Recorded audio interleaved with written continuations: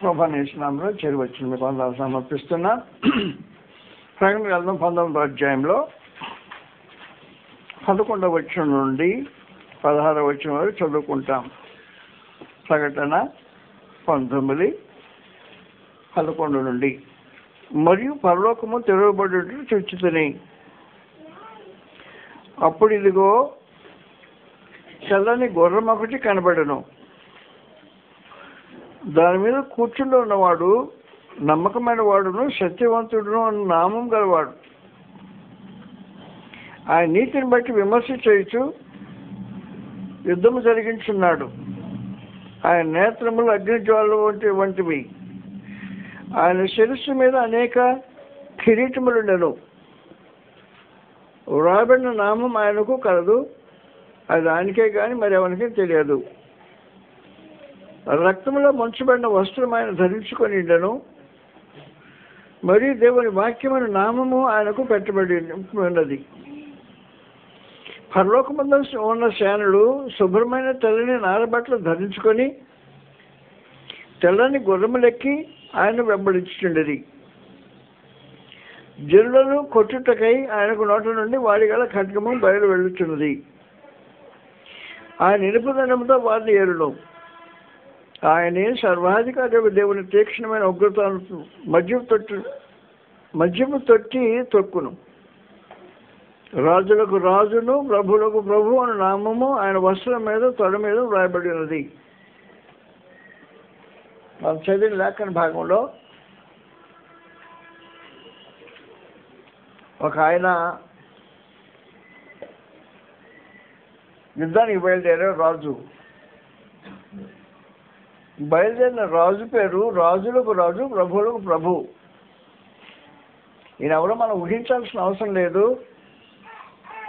రక్తంలో ముంచబడిన వస్త్రమాన్ని ధరించుకొనిను మరియు దేవుని వాక్యమైన నామము కలిగిన వాడు ప్రభువైన యేసు. ఆయన గురించి మనం ఊహించాల్సిన అవసరం లేదు. యుద్ధానికి బయలుదేరిన వాడు రాజులకు రాజు, ప్రభువులకు ప్రభు నామం కలిగిన వాడు. ఈయన గుర్తించడానికి ఎవరు ఈయన అంటే రక్తంలో ముంచబడిన వస్త్రమని ధరించుకొని ఉండెను. దేవుని వాక్యమైన నామం ఆయనకుంది. దేవుని వాక్యమైన నామం కలవాడు ప్రభువైన యేసు. కాబట్టి మనం ఇక్కడ ఏం ఊహించాల్సిన అవసరం లేదు. ప్రభువైన యేసు సైన్యాన్ని నడిపించే మహారాజు. రాజు తన సైన్యానికి ముందుగా నడుస్తుంటే తలవంచుడట. సామెత గ్రంథం 30వ అధ్యాయం 30వ వచనం డిలో ఈ మాట రాయబడి ఉంది. 30వ వచనం డి అంటే 4వ భాగంలో చివరి భాగంలో ఈ మాట రాయబడి ఉంది. సామెతలు 30వ వచనం 30వ అధ్యాయం 30వ వచనం. రాజు సైన్యానికి ముందు నడిచే రాజు తలవంచుడు. ఆవిడికి తలవంచుడు. ఆ రాజు తన సైన్యాన్ని నడిపిస్తా ఉన్నాడు. పరలోకం సేనలు ఆయన్ని వెంబడిస్తున్నాయి. యుద్ధానికి వెళ్తున్నారు. పరలోకం సేనలతో పరలోకపు రాజు యుద్ధానికి వెళ్తున్నాడు.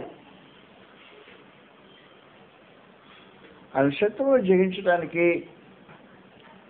వాస్తవానికి ఈయన జయశాలి.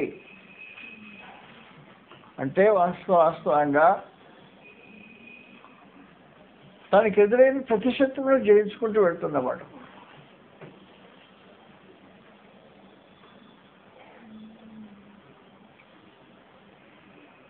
తన శత్రువు శోధన రూపంలో ఎదురయ్యాడు. శోధన రూపంలో ఎదురైతే హెబ్రీయులకు 4వ అధ్యాయం 15వ వచనంలో ఆయన మనవలే అన్ని విధములో శోధింపబడినను పాపము లేనివాడుగా ఉన్నాడు అని చెప్పేశాడు. హెబ్రీ 4:15. కాబట్టి శోధన జయించుకుంటూ వెళ్తున్న రాజు.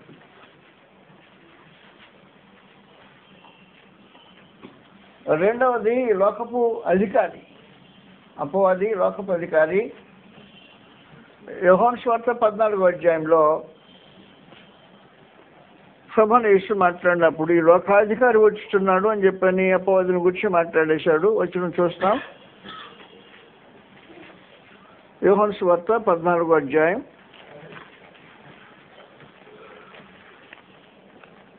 అది కూడా 30 వచ్చిన అనుకుంటున్నా. చూద్దాం.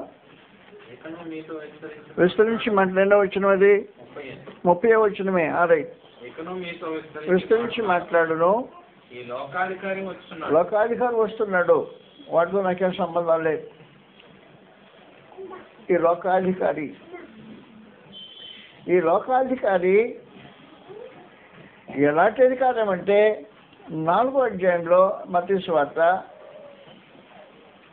ఈ లోకరాజ్యములన్నింటినీ వాటి వైభవాన్ని చూపించి ఇవన్నీ నాకు అనుగ్రహించబడ్డాయి అని చెప్పినవాడు.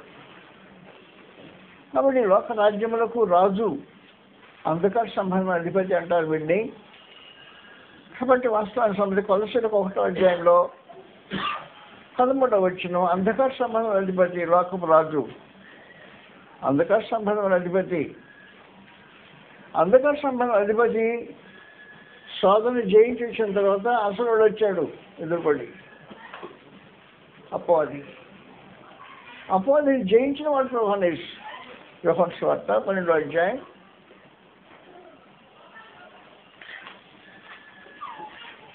అది కూడా 30వ వచనం నుండి చదువుతాం. 12వ అధ్యాయం 30వ వచనం. విశేషమైన సమాచారం.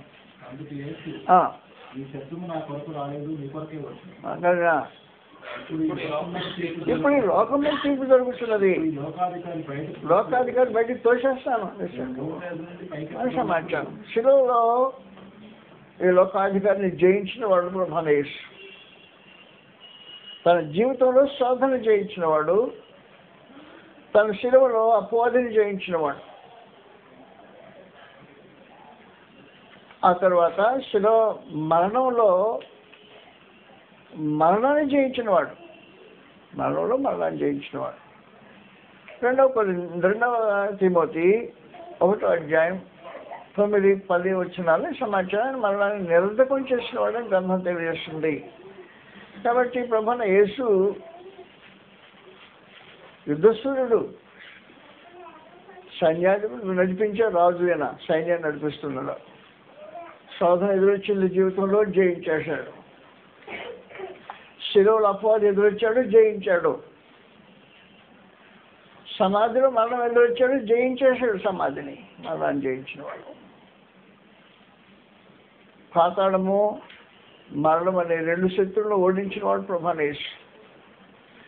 ప్రకటన 1వ అధ్యాయం 18వ వచనంలో,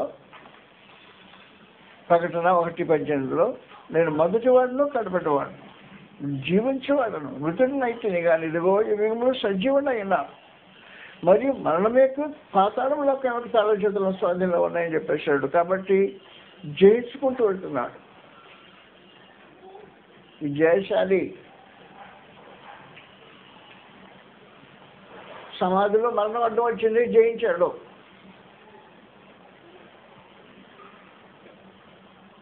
బయటకు వచ్చినప్పుడు కావలి అడ్డం వచ్చింది, జయించాడు. కాబట్టి ఆయన రాజులకు రాజును, ప్రభులకు ప్రభు అయ్యాడు.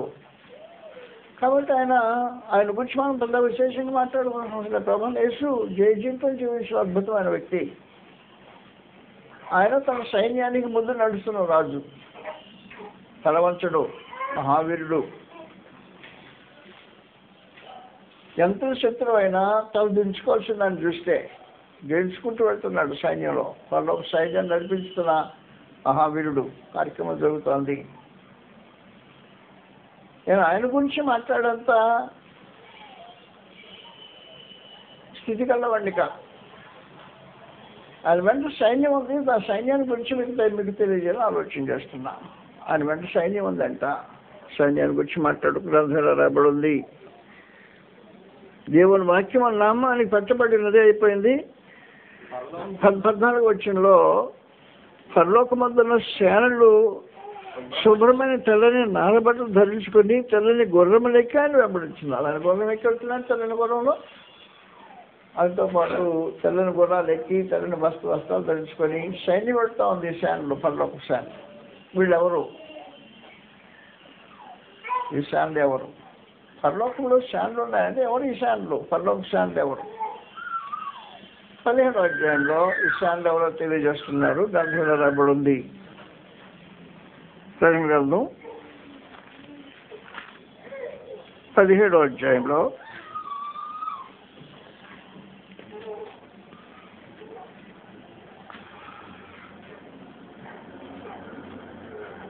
12వ వచనంలో రాయబడి ఉంది.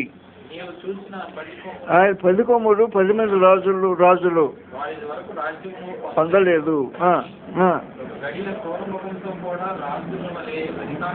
పొందుదురు అభిప్రాయం గలవారై అప్పగింతురు. గొర్రెపిల్లతో యుద్ధం చేస్తారు. వచ్చిన వాళ్ళు గొర్రెపిల్లతో యుద్ధం చేస్తారంట. ఎవరు? 10 మంది రాజులు గొర్రెపిల్లతో యుద్ధం చేస్తారు. కాబట్టి వీరు గొర్రెపిల్లతో యుద్ధం చేస్తారు. కానీ నెక్స్ట్ అసలు సంగతి గొర్రెపిల్లతో ఉన్న సైన్యం ఎవరో చెప్తున్నాడు. ఇప్పుడు ఎవరో ఎంతో పాటుపడిన సైన్యం ఎవరు? ప్రభును రాజులకు రాజు అయిన సంగతి మన మాటలో అమ్మను అనుకున్నాం, వదిలిపెట్టేశాను. ఆయనతో కూడా ఉన్నవారు పరలోకం శాలరీ ఎవరు అంటే పిలువబడినవారు. ఆయనతో కూడిన శాన్లు పిలువబడినవారు. పిలువబడినవారు అంటే సంఘము అని అర్థం. వాస్తవానికి ఎక్లీసియాన్ పిలువబడినవారు సంఘము. ఆయనతో కూడా ఉంది సంఘం, క్రీస్తవ సంఘం. కాబట్టి ఆ పరలోక శాన్లు క్రీస్తవ సంఘం ఎలాంటి వాళ్ళు వారు అని చెప్తాను. దాని గురించి మాట్లాడుతున్నారు. పిలువబడినవారు. 1 కొరింథీ 1వ అధ్యాయం 9వ వచనంలో పిలువబడినవారు. 1 కొరింథీ 1వ అధ్యాయం 9వ వచనంలో మన ప్రభువైన యేసుక్రీస్తును తన కుమారుని యొక్క సహవాసానికి మిమ్మల్ని పిలిచిన దేవుడు నమ్మదగిన దేవుని పిలుపును అందుకున్నవారు ఆయనతో కూడా ఉన్నవారు. దేవుని పిలుపును అందుకున్నావా? దేవుని నమ్మదగిన పిలుపు అందుకున్నా, నమ్మదగిన దేవుని యొక్క పిలుపు అందుకున్నవారు ఆయనతో కూడా ఉన్నవారు. నమ్మదగిన దేవుని పిలుపులు అందుకోకుండా ఆయనతో కూడా ఉంటే దానికి అవకాశం ఉంటుంది. నెంబర్ 2, ఆయనతో కూడా ఉన్నవారు ఎవరంటే ఆయన సహవాసానికి వచ్చిన వారు. నెంబర్ 1. 2, ఆయనతో కూడా ఉన్నవారు, ఆయనతో కూడా ఉండటానికి వచ్చినవారు. రోమీయులకు రాసిన పత్రికలో 1వ అధ్యాయం 7వ వచనం చదువుతాం. 1వ అధ్యాయం రోమీయులకు 1వ అధ్యాయం 7వ వచనం గ్రంథం తెలియజేసిన సమాచారం. 7వ వచనం చివరి భాగంలో మాట్లాడబడింది. 7వ వచనం రోమీయులకు 1వ అధ్యాయం 7వ వచనం చివరి భాగం చివరి 2 లైన్లు తెలివేశాయి. ఈయన నామము నిమిత్తము సమస్త జనులు విశ్వాసము విధేయులన్నట్లు ఈయన ద్వారా మేము కృపను అపోస్తలత్వమును పొందితిమి. మీరును వారితో కూడా ఉన్నవారై యేసుక్రీస్తు వారుగా ఉండుటకు పిలువబడి ఉన్నారు.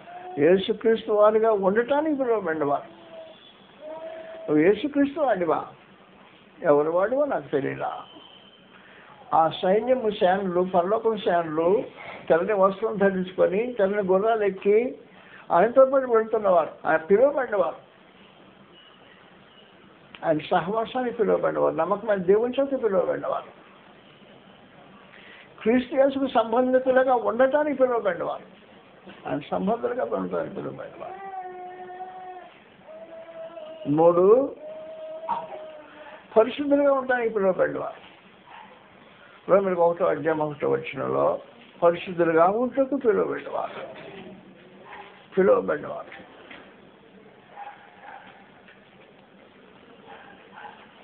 అధ్యాయం 1వ వచనం యేసుక్రీస్తు దాసుడును అపోస్తలుడుగా నుండుటకు పిలువబడిన వాడును దేవుని సువార్త నిమిత్తమును ప్రత్యేకింపబడిన వాడునైన పౌలు రోమాలో ఉన్న దేవుని ప్రియులకందరికి అనగా పరిశుద్ధులుగా ఉండుటకు పిలువబడినవారు. క్రీస్తు ప్రభుత్వం ఉండేవాళ్ళు ఆయన ప్రజలుగా ఉండటానికి పిలువబడినవారు, పరిశుద్ధులుగా ఉండటానికి పిలువబడినవారు, ఆయన సహవాసం అవటానికి పిలువబడినవారు, ఆయన దేవుని సంకల్పం ప్రకారం పిలువబడినవారు. రోమీయులకు 8వ అధ్యాయం 28వ వచనంలో ఆయన సంకల్పం ప్రకారం పిలువబడినవారు. కాబట్టి క్రీస్తు ప్రభుతో పాటు ఉన్నవారు, సైన్యంలో చేరినవారు, పరలోకపు శ్రేణిలో వెళ్ళు. పరలోకపు శ్రేణిలో పరలోకపు రాజు జయించుకుంటూ వెళ్ళిన పరలోకపు రాజు. మళ్ళీ అంటున్నా, ఆ జీవితంలో ఎదురైన సాధనలు జయించుకుంటూ వెళ్ళిన రాజు. ఆయన శిలువ మరణంలో అపవాదిని జయించిన రాజు. ఆయన సమాధిలో మరణాన్ని జయించిన రాజు. కావలను జయించిన రాజు. శత్రువును జయించుకుంటూ వెళ్తున్న రాజు తన సైన్యాన్ని నడిపిస్తామంటే ఆయనతో కూడా ఉన్న శానులు ఎవరు? మనతో పాటు ఉన్న శానమేనా? శానలో చెందవాడువా? కృష్ణతో పాటు ఆ శానలో ఉండే ఆ భాగ్యం, కళ్ళకు శానల యొక్క భాగ్యం పిలువబడినవారు పరిశుద్ధులుగా ఉండటానికి, ఆయనతో కూడా ఉండటానికి దేవుని సంకల్పం ప్రకారం పిలువబడినవారు. అయితే ఒక చిన్న మనవి, గ్రంథం ఏముందంటే అనేక మంది పిలువబడ్డారండి కానీ అందరూ ఏర్పరచబడినవారు కాదు అంటున్నాడు. అక్కడ మనం ఆలోచించాల్సిన అవసరం ఉంది. అపోస్తలుల మత్తయి సువార్తలో 22వ అధ్యాయం, మత్తయి సువార్త 22వ అధ్యాయం, పిలువబడినవారు అనేకులు, ఏర్పరచబడినవారు కొందరే అనేసి తెలియజేసినప్పుడు పిలువబడిన వారికి ఏర్పరచబడిన వారికి వ్యత్యాసం తేటగా తెలియజేశాడు. 22వ అధ్యాయంలో రాబడి ఉంది. 14వ వచనం, కాగా పిలువబడిన వారు అనేకులు, ఏర్పరచబడిన వారు కొందరే. కాబట్టి సైన్యంలో చేరిన వాళ్ళు 2వ అధ్యాయం 2వ మరోసారి పిలువబడిన వారు ప్రకటన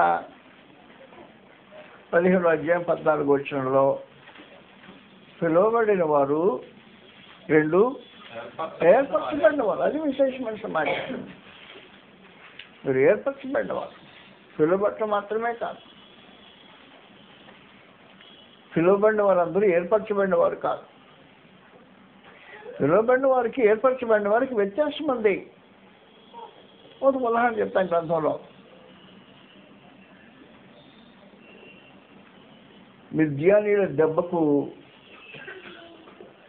ఇశ్రాయేలు తట్టుకోలేకపోయిన పరిస్థితుల్లో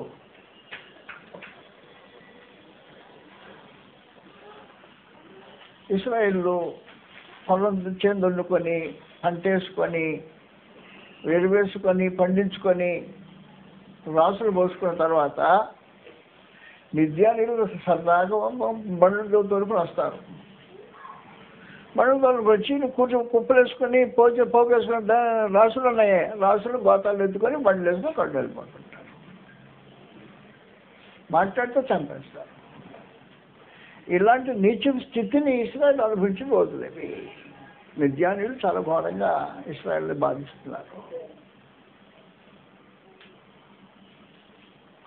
గిద్యోను అన్నాడు, చాటును కూర్చుని కంకులు దొడ్డు కొట్టుకుంటున్నాడు. కనపడ్డాడు అనుకో, ఈ దొడ్డు కొట్టుకున్న వాడిని లాక్కి వెళ్ళిపోతాడు.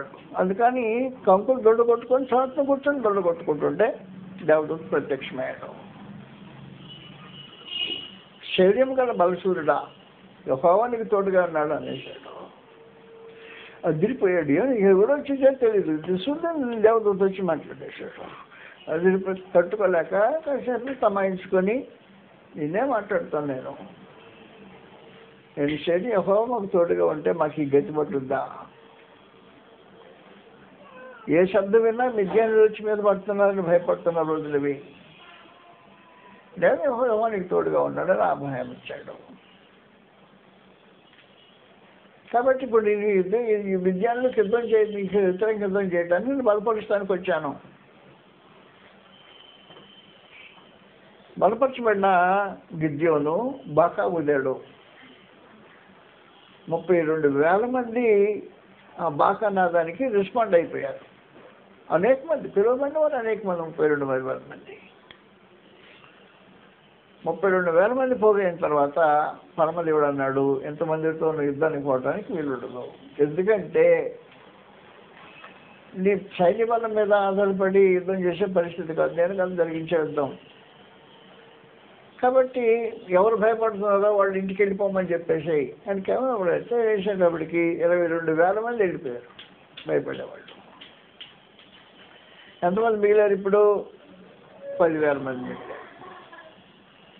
10,000 మంది మిగిలిన తర్వాత పిలువబడిన వారు, ఏర్పరచబడిన వాళ్ళు కాదు ఈ 10,000 మంది. ఇది చెప్పేశాడు, ఇది చాలా మంది, ఎక్కువ మంది ఇళ్ళు. వాళ్ళిద్దరు గెలిచారు అనుకో, మీరేమంటారంటే మా బాహుబలం ఏం చేసిందో తెలుసునా అంటారు. కాదు, వీళ్ళ నీళ్ళ దగ్గర తీసుకుపోదా, నేను ఏర్పరచుకునే వాళ్ళ ఎవరు చూపెడతాను అనేసాడు. ఆ 10,000 మందిని నీళ్ళ దగ్గర తీసుకెళ్ళిపోయాడు. కాదు, నీళ్ళు కాలం వార్తా ఉంది, నీళ్ళు తాగండి అని చెప్పాడు. నీళ్ళు తాగండి అని చెప్తే శత్రువులకు భయపడి దాక్కుని తాగే వాళ్ళని వారికి ధైర్యంగా చేతులతో నీళ్ళు తీసుకొని కుక్కలా గతికే వాళ్ళకి వ్యత్యాసం చూపించాడు. ఆ కుక్కలాగా నీళ్ళు తీసుకుని చేతులతో కుక్కలా గతికే వాళ్ళని వేరు చేయి. 300 మంది వీరిని నేను ఏర్పాటు చేసుకున్నా విద్యానంతో యుద్ధం చేయడానికి.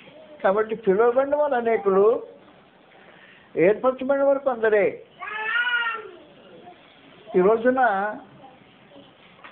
నువ్వు పిలువబడిన వారిలో చేరిన వాడు అయితే ఏర్పాట్లో నిలిచి ఉండటం చాలా ప్రాముఖ్యంగా అవసరమైంటుంది. పిలువబడిన వారు అనేకులు, ఏర్పరచబడిన వారు కొందరే. పిలువబడ్డావా?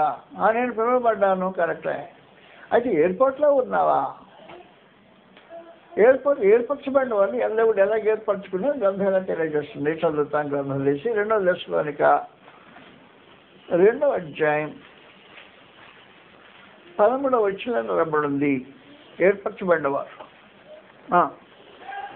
2వ దశలోనిక 2వ అధ్యాయం 13వ వచనం తెలియజేసే సమాచారం. ఏర్పాటులో ఉన్న వాళ్ళు ఎలా ఎవరో ప్రభు వలన ప్రేమింపబడిన సహోదరులారా, పరిశుద్ధ వలనను మీరు సత్యం నమ్మకం వలనను రక్షణ పొందుటకు దేవుడు ఆది నుండి మిమ్మల్ని ఏర్పరచుకున్నాడు. దేవుడు మిమ్మల్ని ఎలాంటి ఏ పని చేస్తే ఏర్పరచుకున్నాడు? 2 ప్రత్యేకమైన సంగతులు. ఒకటి, ఆత్మ మిమ్మల్ని పరిశుద్ధపరచటం వలన. 2, సత్యాన్ని నమ్మటం వలన. ఆత్మ మిమ్మల్ని పరిశుద్ధపరిచాడా? పరిశుద్ధాత్మ పరిశుద్ధపరిచాడా? పరిశుద్ధపరిచాడంటే ప్రత్యేకించాడా మిమ్మల్ని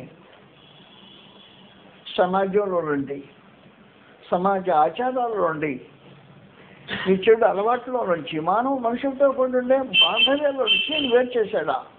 వేరుపరచబడ్డవాడు, ప్రత్యేకించబడ్డవాడు, పరిశుద్ధుడు. కాబట్టి వాస్తవానికి ఏర్పరచబడిన వారు ఎవరు అంటే మొట్టమొదటి చెప్పేశాడు. ఎవరు చెప్పాడు? ఆత్మ మిమ్మల్ని పరిశుద్ధపరిచాడు. ఆత్మచేత పరిశుద్ధపరచబడ్డవారు.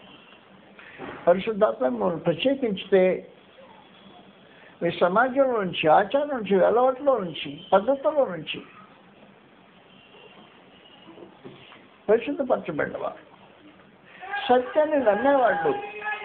నువ్వు సత్యాన్ని నమ్మేవాడు అయితే నువ్వు ఏర్పాట్లో ఉన్నావు. రక్షణ పొందడానికి దేవుడు నేను ఏర్పాటు చేసుకున్నాడు. సత్యాన్ని నమ్మటం అంటే వాక్య ప్రకారమైన జీవితం కలిగి ఉండటం. అలాంటి వాళ్ళు ఏర్పాటు చేసుకున్నాడు ప్రత్యేకించి. అందువలన నేను సంఘానికి వెళ్తున్నాను కాదు, వాక్య ప్రకారం బ్రతుకుతాను. లోపం నుంచి వేరు చేయబడినవారు, ఆచారం నుంచి, అలవాట్లో నుండి, సమాజపు పరిస్థితుల నుంచి వేరు చేయబడిన జీవిత అనుభవం కావాల్సిన అవసరం ఉంది. ఏర్పరచబడినవారు, ఆయనతో కూడా ఉన్నవారు. మహారాజు తన తెల్లని గుర్రం ఎక్కి జయించుకుంటూ వెళ్తున్నా రాజు కనుక సైన్యం పర్లోకపు శాన్లు వెళ్ళు. పర్లోకపు శాన్లు పిలువబడినవారు, ఏర్పరచబడినవారు. ఏర్పరచబడినవారు ఎవరు అంటే చెప్పేసి ప్రత్యేకించి ఆత్మ పరిశుద్ధపరచాలి నిన్ను జీవిత అనుభవంలో. ఆత్మను గురించిన పరిశుద్ధత లేకుండా ప్రభువుని చూడలేడు ఎవడు. పరిశుద్ధపరచబడినవారు, సత్యాన్ని నమ్మేవాళ్ళు, సత్య సంబంధాలు బ్రతికేవాళ్ళు. దానివల్ల దేవుడు మిమ్మల్ని ఏర్పాటు చేసుకున్నాడు. ఆది నుంచి ఏర్పాటు చేసుకున్నవారు. కాబట్టి ఆయనతో పాటు ఉన్నవారు ఏర్పరచబట్టుకున్నాడు. ఆయన ఏర్పరచుకున్న దేవుడు ఆయనకి తెలుసు.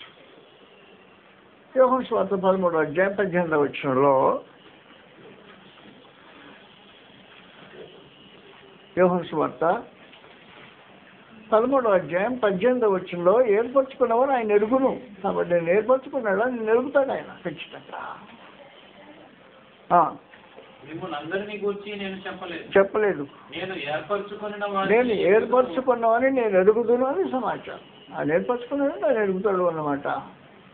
ప్రభు తన వారిని ఎరుగును. 2 తిమోతి 2వ అధ్యాయం 19వ వచనంలో దేవుని స్థిరమైన పునాది. ప్రభు నేను ఎరుగునా, తనవాడికి ఎరుగునా. ప్రభు అందరిని ఎరుగుతాడు. ఏమని ఎరుగుతాడంటే నాకు సంబంధించిన వాడు కాళ్ళని కొంతమంది ఎరుగుతాడు, తన వారిని కొంతమంది ఎరుగుతారు. కాబట్టి ఎరగటం అంటే తనవాడిగా ఎరగటం అనేది ఒక అవసరమైన సమాచారం. 19వ వచనంలో రాబడింది. దేవుని యొక్క స్థిరమైన పునాది నిలకడగా ఉన్నది. ప్రభు తన వారిని ఎరుగును అని సమాచారం. ప్రభు తన వారిని ఎరుగుతాడు. తాను ఏర్పరచుకున్న దేవుడు ఎరుగుతూ ఉంటాడు. నేను దేవుని ప్రభు నిన్ను అలా ఎరుగునా. ఏమని? నా వాడు, నా పక్షంగా ఉన్నవాడు, నా సహవాసి, ఏర్పాటులో ఉన్నవాడు, నాతో సైన్యంలో పోరాడేవాడు, శత్రువును ఎదిరించగలిగిన వాడు, ఆత్మ సంబంధమైన వ్యక్తి, శరీర సంబంధంగా ఆలోచించేసే మనిషి కాదు. తనతో పాటు ఉన్నవాడు తన ప్రభు తన వారిని ఎరుగును అనే ఒక విశేషమైన సమాచారం. ఇంకేం చేశాడు ప్రభు? ఏం చేశాడంటే 1 కొరింథీ 1వ అధ్యాయం 27-28 వచనాల్లో ఆయన బలహీనలను ఏర్పాటు చేసుకున్నాడంట, వెర్రివారిని ఏర్పాటు చేసుకున్నాడంట. 27వ వచనం 1వ అధ్యాయం 27వ వచనం వెర్రివారిని ఏర్పాటు చేసుకున్నాను. 28వ వచనంలో బలహీనలు ఏర్పాటు చేసుకున్నా అని చెప్పేసాడు ప్రత్యేకించి. కాబట్టి ఇటన్నిటి విషయాలు కాకుండా నేను దాటి ముందుకు వెళ్ళిపోతున్నా. యాకోబు పత్రిక 2వ అధ్యాయం 5వ వచనంలో రాబడింది ఏర్పరచుకున్నవాడు. కాబట్టి ఆయనతో కూడా ఉన్నవారు మహారాజు, జయశాలి, తలవంచని వీరుడు, జయించుకుంటూ వెళ్తుంటే జీవితం ఎదురయ్యే సాధన ఎదురించుకుంటూ జయించుకుంటూ వెళ్ళి కల్వరిశిలో అపవాదిని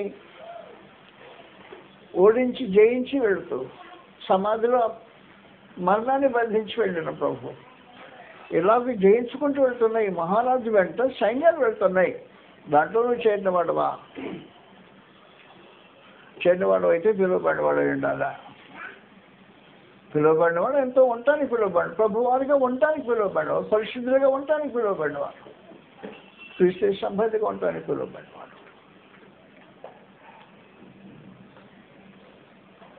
ఆ పిలువబడిన వాళ్ళని చెప్పుకున్న తర్వాత ఏర్పాట్ల వల్ల మనం ఉన్నవాడివా? గిద్యోని పిలిచాడు 32,000 మంది వస్తే ఏర్పాట్లో 300 మంది మిగిలిపోయారు.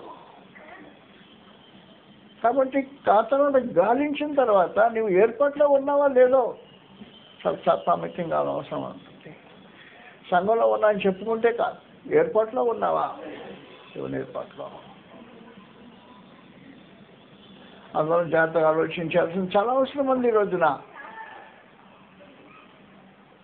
క్రీస్తు సంఘం పేరిట లోకంలో చాలామంది ఉన్నారు. ఏర్పాట్లో ఉన్నావా నువ్వు? ఏర్పరచుకున్నావు, తనకి తెలుసు. ప్రభు తన వారిని ఎరుగును.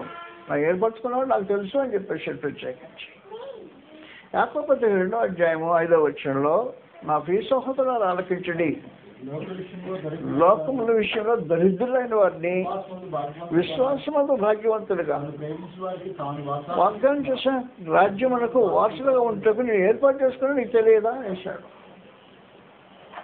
విశ్వాసమందు భాగ్యవంతుడువా? ఏర్పాటు చేయబడినవాడు విశ్వాసమందు భాగ్యవంతుడు.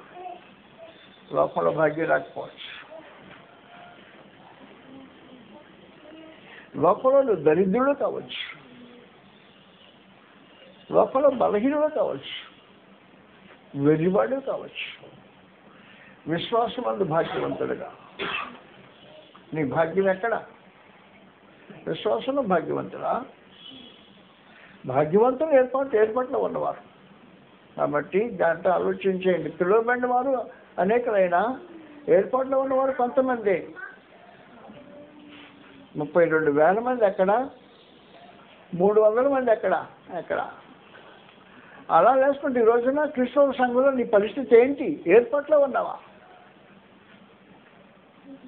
ఏర్పరచబడినవారు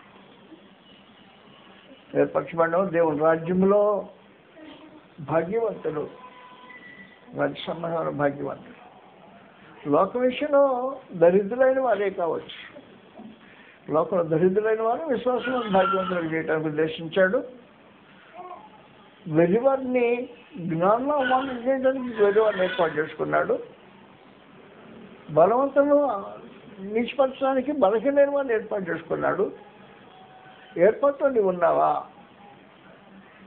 ఏర్పాట్లో ఉన్నవారు విశ్వాసం అందు భాగ్యవంతులు. ఏర్పాట్లో ఉన్నవారు నీ విశ్వాసం, నీ భాగ్యం ఎంత భాగ్యం, ఎంత విశ్వాసం ఉన్నవాడివి. నీ బ్యాంక్ అకౌంట్లో డబ్బు ఎంత నేను అడగట్లేదు. ఎంత సంపాదించావు రోజు జీవితంలో అడగట్లేదు. విశ్వాసం ఎంత?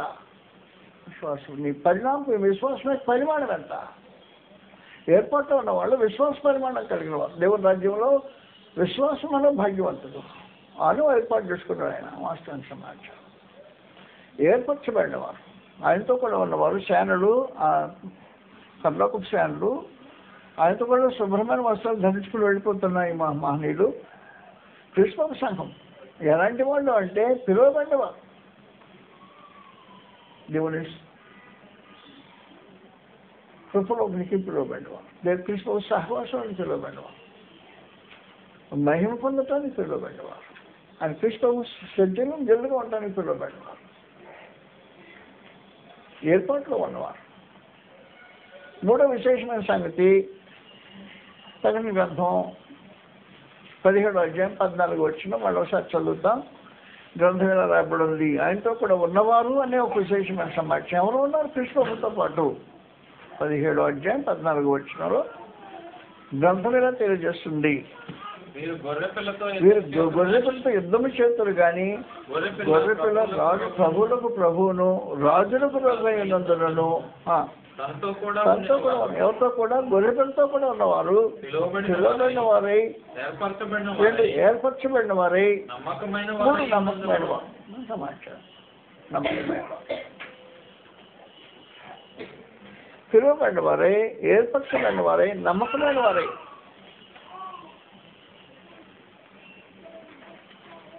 ఎంతవరకు నమ్మకం? నీ చేతికి ఆయన గ్రంథం ఇచ్చేసి ఇలా బ్రతకని చెప్పాడు. నీ నమ్మకత్వం ఎంతవరకు నమ్మకత్వం? నమ్మకమైన వారు. కాబట్టి నమ్మకమైన వారు ఎంతవరకు నమ్మకమైన వారు అంటే ప్రకటన 2వ అధ్యాయం 10వ వచనంలో ప్రభువు యేసు కోరిన విశేషమైన సంగతి. ప్రకటన 2:10లో ఇదిగో మీరు శోధింపబడినట్లు అపవాది మీలో కొందరిని అపవాది మిమ్మల్ని కొందరిని చెల్ల వేయించబోతున్నాడు. 10 దినములు శ్రమ కలుగును. మరణం వరకు నమ్మకంగా ఉండదు. శ్రమలో నమ్మకంగా ఉండవు.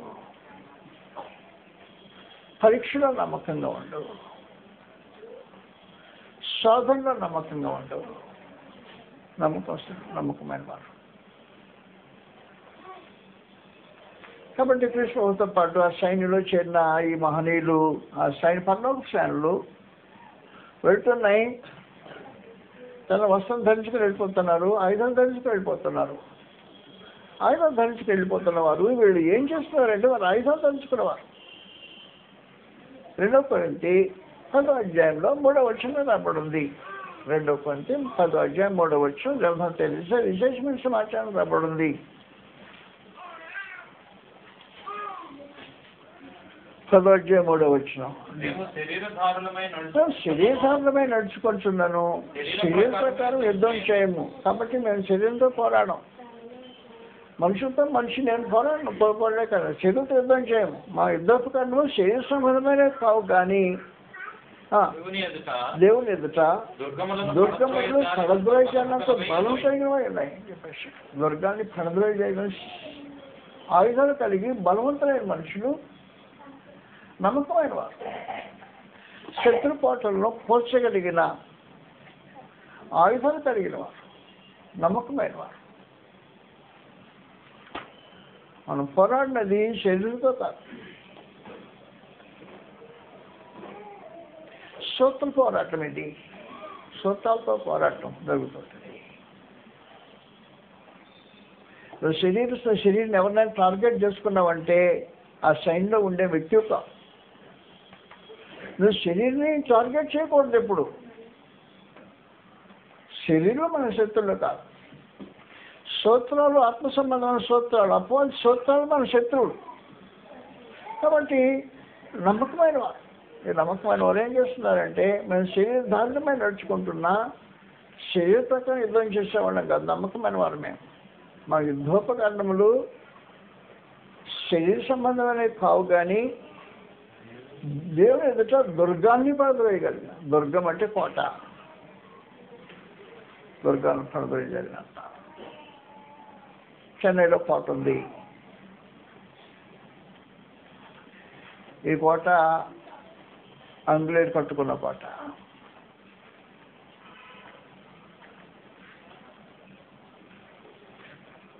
ఆంగ్లేయులకు వారి పక్షంగా యుద్ధం చేయడానికి కోట కట్టుకొని, కోటలో సైనికులు ఉంటారు, కోటలో రంధ్రాలు ఉండి తుపాలు పెట్టుకునే ఏర్పాట్లు ఉంటాయి. ప్రత్యేకించి దుర్గం అది. శత్రు సైన్యం వచ్చిందనుకో, దుర్గాన్ని పేల్చితే కానీ లోపల సైన్యానికి ఏం హాని చేయడానికి వెళ్ళదు. కానీ ఇప్పుడు ఈ దుర్గము అపవాది కట్టుకున్న కోట. అపవాది కట్టుకున్న కోటని పోల్చగలిగిన, అపవాది తంత్రాలను ఎదిరించగలిగిన, అపవాదినితో పోరాడి జయించగలిగిన విశేషమైన సమాచారం. నమ్మకమైన వారు. ఈ నమ్మకమైన వారు క్రీస్తు రక్తాన్ని ఆశ్రయిస్తారు. 11వ అధ్యాయం 11వ వచనం ఇలా రాబడింది. తగిన గ్రంథం 12వ అధ్యాయం 11వ వచనం రాబడింది. ప్రత్యేకించి గ్రంథం తెలియజేసి విశేషమైన సమాచారం 12-11లో ఇలా రాబడింది. గొర్రెపిల్ల రక్తమును బట్టి సాక్ష్యమును బట్టి అపవాదిని జయించారంట. వీళ్ళు అపవాదిని జయించగలిగిన సామర్థ్యము నమ్మకమైన వారికి కలిగింది. అపవాది శోధిస్తున్నాడా ఎవరికనే? ఏంటా మాటలు? అర్థం లేని మాటలు, బలహీన మాటలు, శరీర సంబంధి మాటలు. అపవాది శోధిస్తున్నాడా? అపవాదినే జయించే పరిస్థితి నమ్మకమైన వారికి. కాబట్టి ఎప్పుడైనా శోధిస్తున్నాడా, సాధన వస్తుంది అని ఈ చౌకబారు మాటలు మానేసేయండి. చౌకబారు మాటలు మానే చెప్పేసారు. ప్రత్యేకించి వారు తాము ఇచ్చిన సాక్ష్యమును బట్టి, ముందు గొర్రెపిల్ల రక్తమును బట్టి తాము ఇచ్చిన సాక్ష్యమును బట్టి వారిని జయించున్నా. ఎవరిని? అపవాదిని. నమ్మకమైన వారు. అపవాదిని జయించగలిగే వారు నమ్మకమైన వారు. శోధన జయించగలిగిన వారు నమ్మకమైన వారు. పాపం మీద పెత్తనం చేయగలిగే వారు నమ్మకమైన వారు. పాపాన్ని ఏలుబడి చేయగలిగే వారు నమ్మకమైన వారు. పాపం చేత ఒత్తిడి చేయబడి క్రిపుల్ అయిపోయింటే అపవాది పాపం చేసి వికలాంగులు చేశారు జనాన్ని. ఇప్పుడు వికలాంగులు కాలేక మీద అపవాదిని జయించగలిగిన, శోధన జయించగలిగి, పాపాన్ని జయించగలిగిన నమ్మకమైన వారు. పాపానికి లోబడే మనుషులు కాదు, నమ్మకమైన వారు. కాబట్టి గ్రంథం తెలియజేసే విశేషమైన సమాచారం ఇది. మళ్ళీ మీకు జ్ఞాపకం చేస్తున్నాం మరోసారి. ఏం జరుగుతుందంటే, ఒక ఆయన తెల్ల గుర్రం ఎక్కి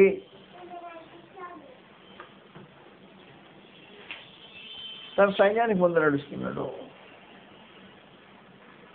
నడిచేవాడు తలవంచని వీరుడు, జయశాలి. ఎదురైన ప్రతి శత్రువును ఎదిరించగలిగిన వాడు, ఎదిరించడం కాదు జయించినవాడు. కాబట్టి ప్రభాన యేసు తన జీవితం ఎదురైన సాధన జయించిన వాడు, శిలువ మరణంలో అపవాదిని జయించిన వాడు, సమాధిలో మరణాన్ని జయించిన వాడు, జనశాలి అయి తన సైన్యం నడిపించుకున్న కార్యక్రమంలో మనుషులు పిలిచాడు, రండి అని చెప్పండి. దేవుడు పిలిచాడు, పిలువబడి ఆయనతో సైనికులు, ఆయనతో పాటు ఉన్నవారు పిలువబడిన వారు, క్రీస్తు ప్రభుతో ఉండటానికి పిలువబడిన వారు, పరిశుద్ధులుగా ఉండటానికి పిలువబడిన వారు, ఆయన సహవాసం ఉండడానికి పిలువబడిన వారు, దేవుని సంకల్పం ప్రకారం పిలువబడిన వారు, ఆయనతో పాటు స్వాస్థ్యం అనుభవించడానికి పిలువబడిన వారు.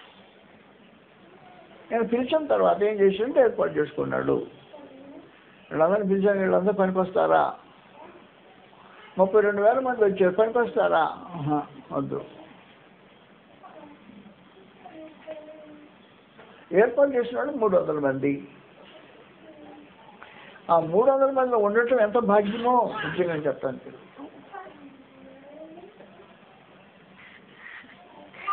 విద్యా సైన్యము విస్తారంగా సైనికులు ఉన్నారు. 300 మంది, ఆయుధాలు లేవు. ఆయుధదారులు అందరూ ఒకసాట శిబిరంలో స్థానం ఉండిపోయారు. 300 మంది 3 బ్యాచ్లు అయ్యారు. ఆ 300 మంది 3 బ్యాచ్లు, 100 ఒక బ్యాచ్ ప్రకారం. ఆయుధాలు లేవు. కొండలు తీసుకొచ్చారు, కొండలు తెమ్మన్నాడు ఆయన. కొండలు తెచ్చారు, ఇప్పుడు మామూలు కొండలు తెలుసు కదా, మట్టి కొండ. కాగడాలు తీసుకొచ్చారు అంతే. ఆ 300 మంది కొండలు ఒక్కసారి తకామని వాళ్ళకొట్టారు. అది మేము చేసి యుద్ధం.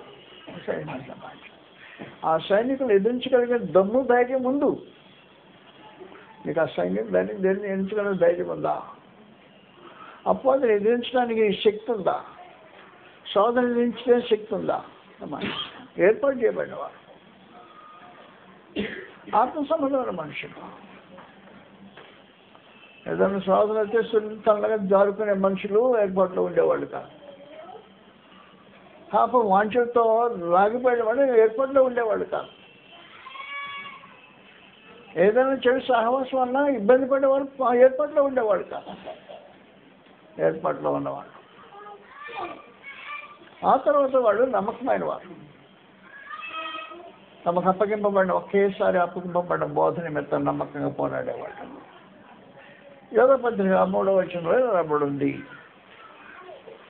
ఎందుకైనా ఏర్పాటు నేను నమ్మకస్తులు ఏంటంటే మీకు నమ్మకస్తులు కావాలి. ఇప్పుడు ప్రత్యేకించి గ్రంథానికి నమ్మకస్తులు. 3వ వచనం, సహోదరులారా ప్రియులారా, మనకు రక్షణ వచ్చిన రాయమని విశేష ఆసక్తి కలిగి ప్రయత్నపడుచుండగా పరిశుద్ధులకు ఒక్కసారి అప్పగింపబడిన బోధ నిమిత్తం మీరు పోరాడవాలని మిమ్మల్ని వేడుకుంటూ రాయాల్సి వచ్చింది. పరిశుద్ధులకు ఒక్కసారి అప్పగించబడిన బోధ ఇది మార్చబడేది కాదు. పరలోకమందు దేవుడు ఎలా పలికించాడో, ఎలా గ్రంథస్థం చేశాడో దాన్ని అలాగున అనుసరించేవాడు నమ్మకమైన వారు. దానికోసం పోరాటం విశేషమైన సమాచారం. దాంట్లో అభిప్రాయాలు ఉండవు. దేవుని గ్రంథానికి అభిప్రాయాలు ఉండవు. అభిప్రాయాలు అంగీకరించే గ్రంథం కాదు అది. నమ్మకమైన వాడు అభిప్రాయాలకు వెళ్ళేవాడు కాదు. నమ్మకమైన వాళ్ళు ఎలాగుంటారో చెప్తున్నాం. ఒక గ్రంథం ఉదాహరణ చెప్తాను ఇప్పుడు ప్రత్యేకించి. 7వ అధ్యాయంలో నమ్మకమైన వాడి పరిస్థితి ఎలాగుంటుందంటే, తెలియపోతే నోరు తెలియదని చెప్పుకునగలిగిన యథార్థం కలిగిన వాడు 7వ అధ్యాయంలో రాబడింది. 7వ అధ్యాయంలో 13వ వచనం, పెద్దల్లో ఒకడు తెల్లని వస్త్రములు ధరించుకొని ఉన్న వీరెవరు, ఎక్కడి నుండి వచ్చినా నన్ను అడిగాను.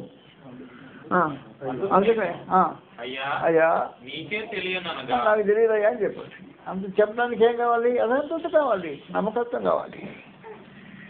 తెలిసినట్టు మాట్లాడటం మొదలెడితే ఏమవుద్ది? నమ్మకస్తులు కాదు. అందువల్ల నీకు తెలియకపోతే తెలియదని చెప్పగలిగిన యథార్థత కావాలి, నమ్మకస్తులు కావాలి. ఈ రోజున లోకంలో క్రైస్తవ మతం ఏకం కాలేదు. క్రీస్తు సంఘం ఏకమవుతుందా? ఏకం కాదు. ఇది ఎందుకంటే నమ్మకస్తులే, వాక్యానికి నమ్మకస్తులే. ఎక్కడ పలిగితే అక్కడ పలకటం, అక్కడ మౌనంగా ఉంటే అక్కడ మౌనంగా ఉంటే పరిస్థితులు లేవు ఈ రోజున. ఎవరు పాండిత్యాలు చూపించడానికి, గొప్పతనం చెప్పుకోవడానికి ఏదంటే నడుపుచ్చిన మాటలు మాట్లాడడం మొదలెంటేనే కానీ ఒక్కసారి అప్పగింపబడ్డ బోధ మళ్ళీ మార్చేది కాదు. దానికి నమ్మకస్తులు కావాలి. వాస్తవం ఆయనతో పాటు ఉన్నవారు నమ్మకస్తులు.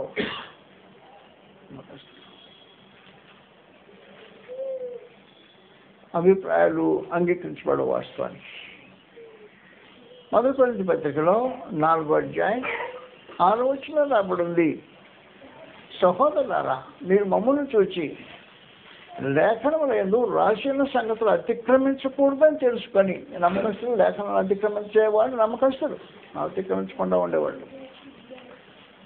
4వ అధ్యాయం 6వ వచనంలో 1 కొరింథీ అలాగే ఉంది కదా, సహోదరులారా, మీరు మమ్మల్ని చూచి లేఖనముల యందు రాసిన సంగతులు అతిక్రమించకూడదని నేర్చుకొని. మీరు ఒకరి పక్షం వాడు పొంగకుండా ఇంత నా మీద అప్పల మీద సదృశ్యం సంగతి చెప్పేశాడు. అందువల్ల నమ్మకమైన వాళ్ళు బయట మన వాళ్ళకి ఏంటంటే నేను ముగించేపోతున్నా. ఆలోచించాల్సిన సంగతులు ఇవి. క్రీస్తు ప్రభుత్వం ఉన్నవాళ్ళు ఎవరు? వాళ్ళు ఆయన సైనికుడై, ఆయన మహారాజై, సైన్యాధిపతి అయి తన సైన్యాన్ని నడిపించుతూ తెల్లని గుర్రం ఎక్కి వెళ్తామంటే వీరు కూడా ఆయనతో పాటు తెల్లని వస్త్రం ధరించుకొని తెల్లని గుర్రాలెక్కి ఆయనతో పాటు వెళ్తున్నాం. మహాసైన్యం వెళ్తుంది. జయశాలి వెంట, ప్రభువైన యేసు వెంట ఉండే మనుషులు ఎవరు? పిలువబడిన వారు.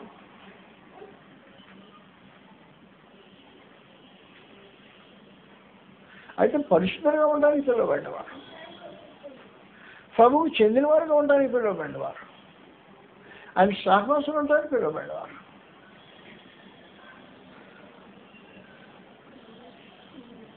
ఒక సంగతులు ఆలోచన చేశాం. ఆ పిలువబడ్డవారు ఏర్పాట్లో ఉన్నవాళ్ళు, ఏర్పరచబడినవారు. వాళ్ళు పిలుపుంటే వాళ్ళు వినొచ్చు, ఏర్పాట్లో కొంచెం వచ్చావా? పిలువబడిన వారు అనేకులు, ఏర్పరచబడిన వారు కొందరే ఏర్పాటులోకి వచ్చింది.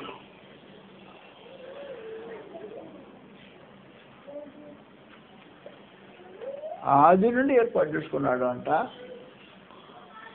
ఆది నుంచి ఏర్పాటు చేసుకున్నది ఎవరిని అంటే ఎవరిని పరిశుద్ధపరిచాడో, ఎవరు సత్య సంబంధంలో బతికారో వారిని ఏర్పాటు చేసుకున్నాడు. ఏర్పాటులో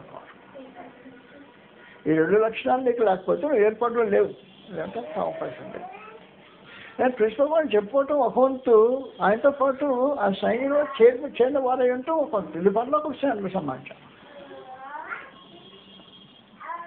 ఏర్పరచబడిన వారు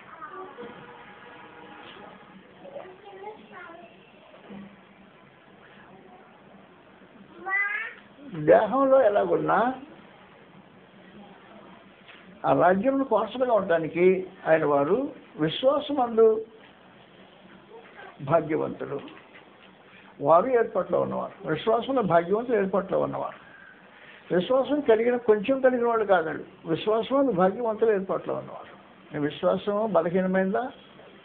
బలమైందా భాగ్యమైన విశ్వాసం కలిగిన వాడు అయితే ఏర్పాట్లో ఉన్నాం. నమ్మకమైన వాడు. కాబట్టి నమ్మకమైన వారితో పాటు ప్రభువైన యేసు తన సైన్యాన్ని నడిపించేస్తే 10 మంది రాజులు వచ్చారంట. ఆ 10 మంది రాజులతో ఈ గొర్రెపిల్ల యుద్ధం చేశాడు. ఈ గొర్రెపిల్ల సైన్యం 10 మంది రాజులు కలబెట్టిన తర్వాత మిగిలిన సమాచారం చెప్పేశాడు. ఏం చెప్పేశాడు అంటే, ఆయనతో కూడా ఉన్నవారు, పిలువబడిన వారు, ఏర్పరచబడిన వారు నమ్మకమైన వారైనందున ఆయన ఆ రాజును జయించాను అని చెప్పాడు. ఆ రాజును జయించడానికి కారణం నీవు దాంట్లో ఒక భాగస్వామి. ప్రభువైన యేసుతో పాటు పాలువాడివి. ఆయన సహవాసం ఉండే భాగ్యం వల్ల ఈ కార్యక్రమం జరుగుతుంది. అందువల్ల అయితే మన వాక్యండి మన విశ్వాసపు స్థితి ఏంటి, మన సమర్పణ జీవిత విధానం ఏంటి, ఎంతవరకు మన ప్రభు పక్షంగా నిజంగా నిలిచిన వారమైనా. సంఘం అని చెప్పుకుంటే సరిపోతుందా? సంఘం అని చెప్పుకుంటే సరిపోతుంది. దానికి జీవితం కావాలి,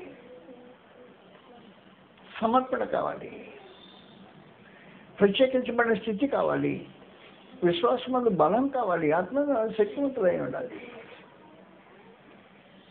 నమ్మకమైన వారిగా జీవితం కొనసాగించాలి అవసరమైన సమాచారం.